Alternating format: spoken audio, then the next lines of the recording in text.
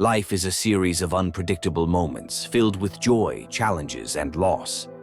It is in these moments of loss, particularly the loss of loved ones, that we often find ourselves at our most vulnerable.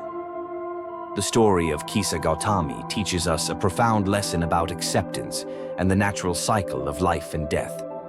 Kisa Gautami was a mother like any other, devoted and deeply in love with her child. But one day, tragedy struck. Her son fell ill with an incurable disease and passed away. Consumed by grief, Kisa couldn't bear to accept his death. She clung to hope, convinced that if she searched hard enough, she could find a cure to bring him back to life. With her son's lifeless body in her arms, she traveled from village to village, pleading with anyone who would listen to help restore his life. People sympathized with her sorrow, but told her what she was not yet ready to hear. Death had claimed her son, and she had to let go. But Kisa's love and grief were too powerful. She wasn't ready to accept this reality.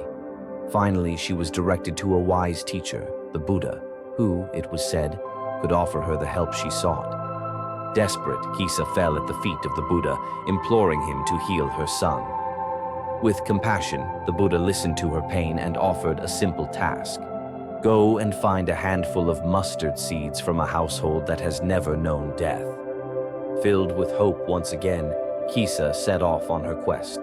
She knocked on the doors of every house in the village, asking for mustard seeds.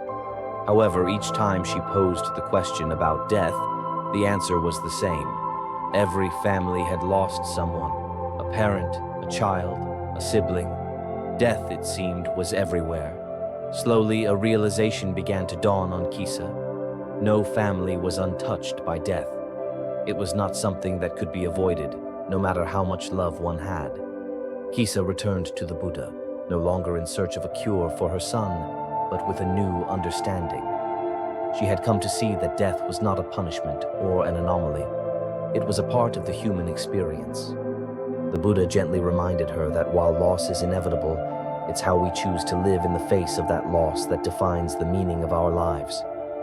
This story teaches us that no matter how deep our grief, we are not alone in our suffering.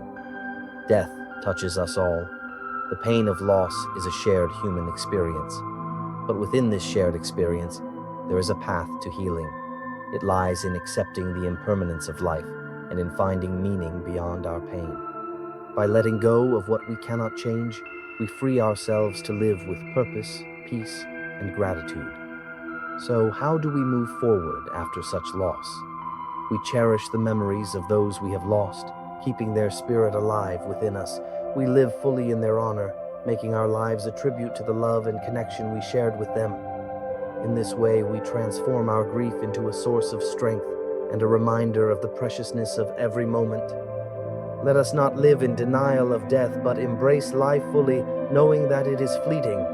Let go of the sorrow that binds us, and instead hold on to the meaning and love that surrounds us. Only then can we move forward with hope in our hearts, living each day with intention and creating a life of purpose.